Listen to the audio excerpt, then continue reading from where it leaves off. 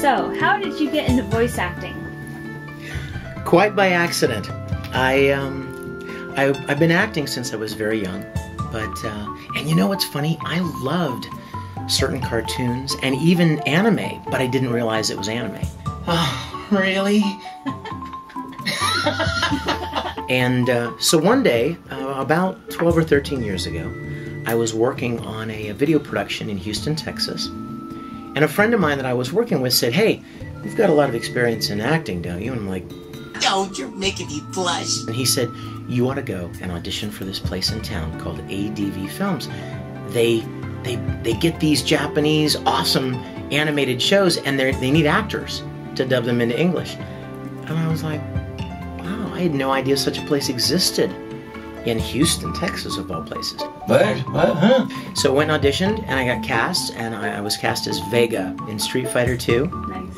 And then the next show came along, and the next show, and the next show, and it just kind of picked up, you know, like a snowball, just kind of rolling down the hill. The next thing you know, I met people from other studios. How's it going? And started working with the different companies, and got into it quite by accident. It was never anything I planned for, but it has become a most precious part of my life. You are always welcome here. What type of characters do you prefer to portray? You know, the fun thing about voice acting is you can play anything. What was I gonna do again? Oh, that was great. If I were going to play a character on screen, I'm limited by my physical appearance. For instance, you know, a lot of fans know me as Edward Elric from Full Metal Alchemist. You're so cool. Well, I'm clearly way too tall and way too old to play Edward Elric, but through the magic of animation and voice acting, I can. Or Broly from Dragon Ball Z, or characters that are nothing like me physically. So what characters do I like to play?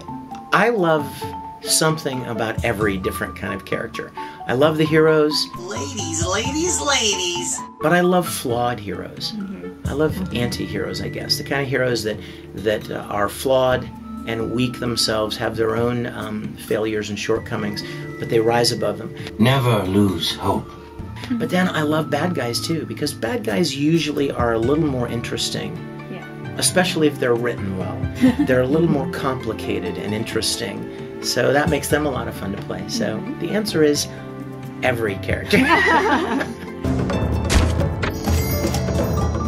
Hi guys, this is Vic Mignogna. Guess what? You can play Divina for free. That's right, free at us.beanfun.com. Check it out.